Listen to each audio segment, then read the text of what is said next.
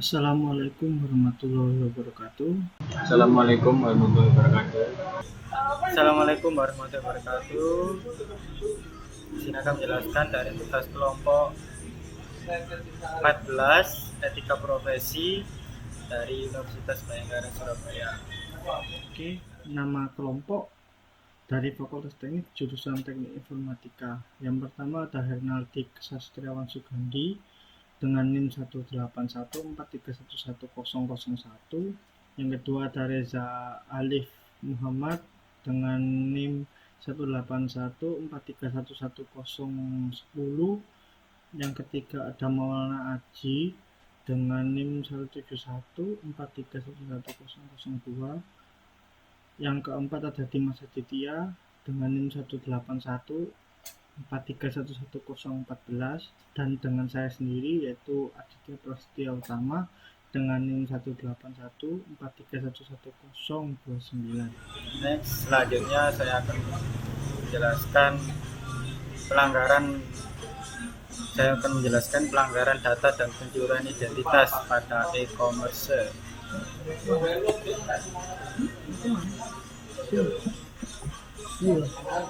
Perkembangan teknologi pendahuluannya dari perkembangan teknologi sekarang ini tumbuh semakin cepat, dan teknologi merupakan sarana untuk penyediaan barang yang diperlukan bagi kelangsungan dan kenyamanan hidup manusia. Teknologi yang diawali dengan adanya pengubahan sumber daya alam menjadi berbagai macam alat-alat sebagai benda yang tidak terwujud seperti software. Hal ini tersebut memberikan dampak kepada manusia dalam berbagai sektor pada informasi, ekonomi, dan bisnis. Teknologi dari berbagai macam alat seperti handphone, televisi, komputer, dan internet dan sebagainya adalah aspek ekonomi dalam penggunaan internet, akan melahirkan perdagangan secara elektronik atau lebih dikenal dengan e-commerce.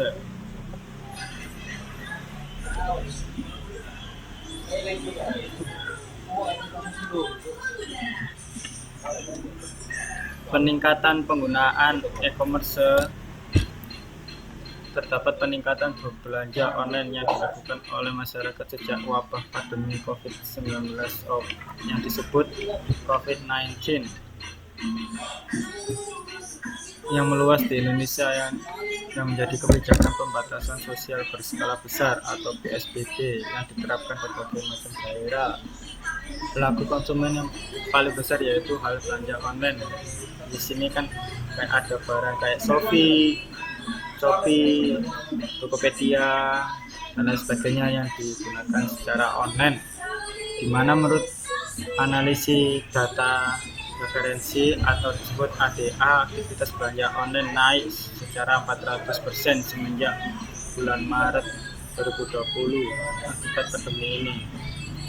Bank Indonesia atau disebut BI mencatat transaksi pembelian lewat e-commerce pada bulan Maret tahun 2020 mencapai 98,3 juta transaksi, maka itu disebut dengan 18,1% atau 19% dibanding dengan bulan Februari.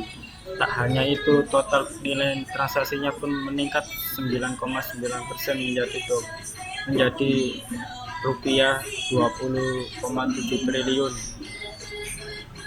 dari bulan Februari tahun 2020.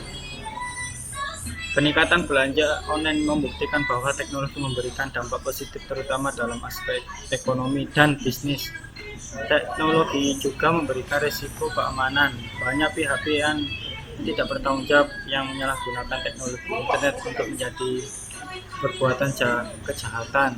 Kejahatan dalam dunia maya disebut dengan cybercrime. Teridentifikasi 4 masalah keamanan utama yang dihadapi industri e-commerce berdasarkan 3 kriteria, yaitu platform elektronik, pemilik, dan pengguna menurut Kuruwita Raji et al. Pada tahun 2019. 4 masalah yang keamanan tersebut: keamanan tradisional atau privasi, keamanan sistem komerse dan kejahatan dunia maya di e-commerce terkait privasi dalam transaksi online seperti Shopee, Tokopedia, dan lain sebagainya yang ada pada Android kita. Pengguna harus digunakan untuk mengungkapkan sejumlah besar informasi pribadi kepada penjual. Hal tersebut rentan dengan kebocoran informasi sensitif hingga memicu terjadinya pelanggaran data dan pencurian Di slide 6, kejahatan cyber yaitu merupakan keterangan yang nyata atau bahan nyata yang dapat dijadikan dasar kajian. Pelanggaran data didefinisikan sebagai akses tidak sah atas data pribadi yang dicatat oleh organisasi sehingga mendorong pencurian identitas. Kemudian bagian dari resiko dunia maya yaitu seperti informasi pribadi, nama, nomor jaminan sosial, alamat, email, tanggal lahir, nomor kartu kredit, nama pengguna, dan kata sandi.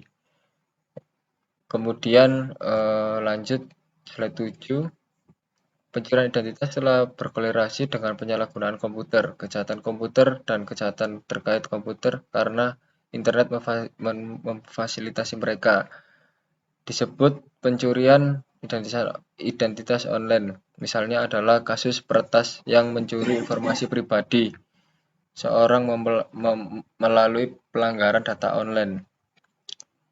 Pencurian data pribadi sangat berpengaruh konsumen dan organisasi.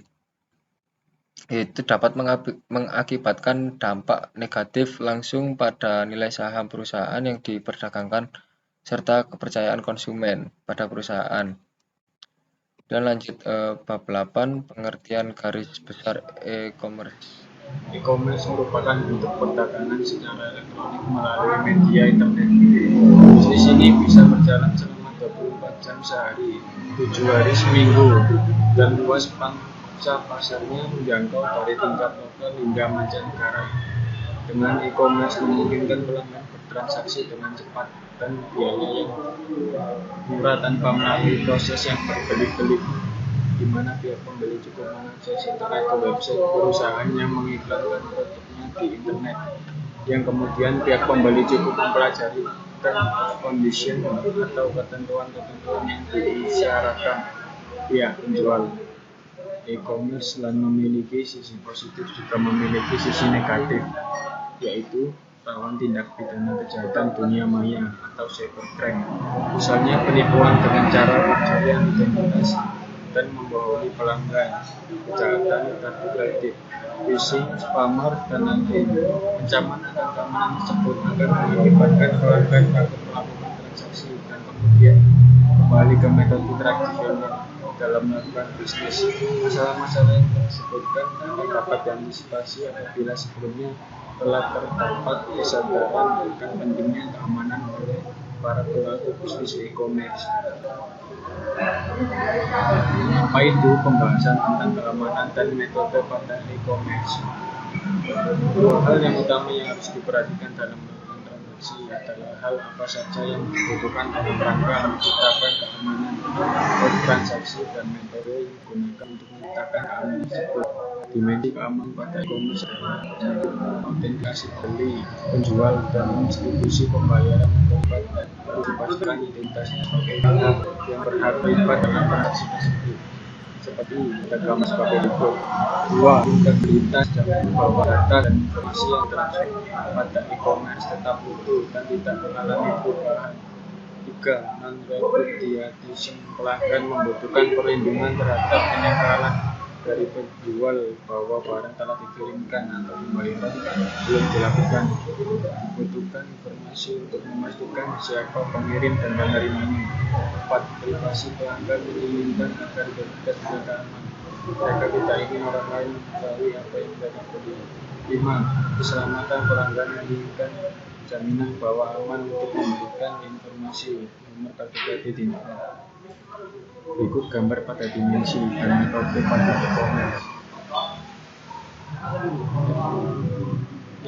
Dan dari bawah, administrator dan admin interface ada 3 macam.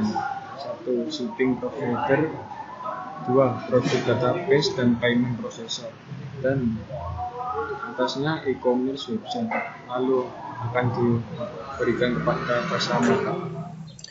Jadi untuk topik kasus pencurian data oleh e-commerce, contoh kasusnya adalah seperti misalkan Tokopedia. Pada tanggal 1 Mei diberitakan bahwasanya Tokopedia, suatu situs online shop yang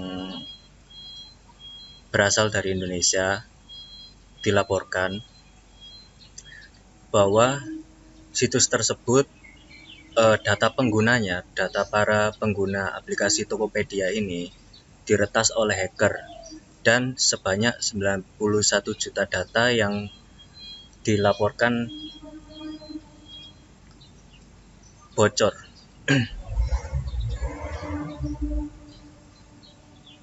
Tes ulangi. Jadi sebanyak 91 juta data yang dilaporkan sebagai data pengguna Tokopedia itu bocor dan dijual oleh para hacker tersebut di forum-forum yang ada di dark web ya. Itu senilai 5.000 US dollar.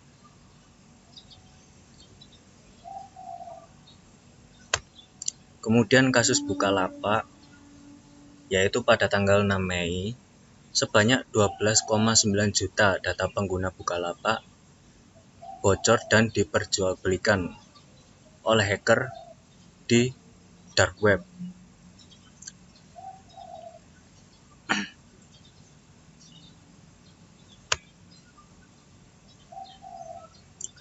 Lalu kemudian ada bineka.com,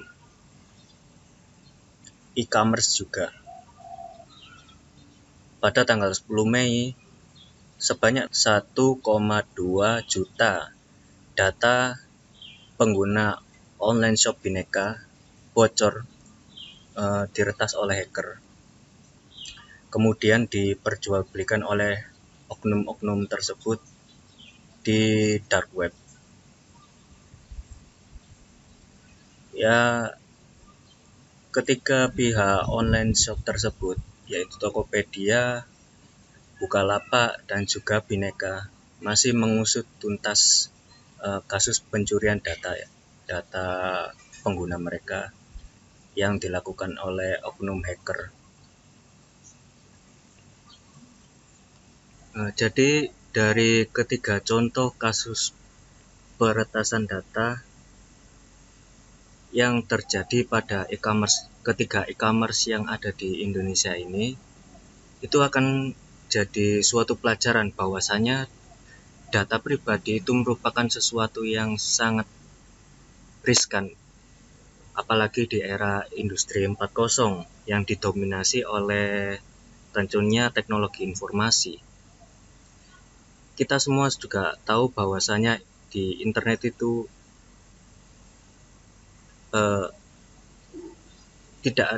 sudah tidak ada lagi batasan,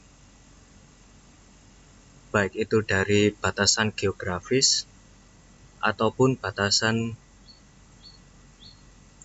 sosial juga. Jadi kita bisa bertemu dengan banyak orang dan juga kita bisa mengakses banyak sekali informasi yang ada pada internet. Namun tentunya karena kebebasan tersebut, maka tentu saja ada resiko yang tentunya akan menanti kita. Salah satunya adalah apabila data pribadi kita sampai bocor dan disalahgunakan oleh oknum-oknum yang tidak bertanggung jawab. Maka dari itu, privasi data di era industri 4.0 ini, dalam menggunakan internet, privasi data itu merupakan sesuatu yang sangat penting. Regulasi pemerintah undang-undang, yaitu undang-undang sistem elektronik, yaitu undang-undang e-commerce. Pemerintah untuk mengatur transaksi di e-commerce dalam rangka melindungi konsumen, seperti peraturan pemerintah nomor 71 tahun 2019 tentang penyelenggaraan sistem dan transaksi elektronik PP TSTE dan peraturan pemerintah nomor 80 tahun 2019 tentang perdagangan melalui sistem elektronik (PPPMSI) serta peraturan turunnya yang menguatkan hal-hal yang belum diatur. Perdagangan melalui sistem elektronik e-commerce yang selanjutnya disingkat PMSE adalah perdagangan yang transaksinya dilakukan melalui serangkaian perangkat dan prosedur elektronik dari pasal 1 ayat 2 Republik Indonesia. Undang-Undang Sistem Elektronik, yaitu pengaturan mengenai perlindungan terhadap data pribadi, dibahas lebih lengkap dalam bab 9 pasal 59 ayat 2 poin G mengatakan bahwa pihak yang menyimpan data pribadi harus mempunyai sistem pengamanan yang patut untuk mencegah kebocoran atau pencegahan setiap kegiatan pemrosesan atau pemanfaatan data pribadi secara melawan hukum serta bertanggung jawab atas kerugian yang tidak terduga atau kerusakan yang terjadi terhadap data pribadi tersebut, sehingga pelaku usaha wajib menyimpan data pribadi sesuai dengan standar perlindungan data pribadi. Oke, sekian dari kelompok kami. Mohon maaf apabila ada kesalahan kata yang kurang berkenan. Kami dari kelompok 14 dari Fakultas Teknik, jurusan Teknik Informatika, Universitas Bhayangkara mengucapkan terima kasih. Wassalamualaikum warahmatullahi wabarakatuh.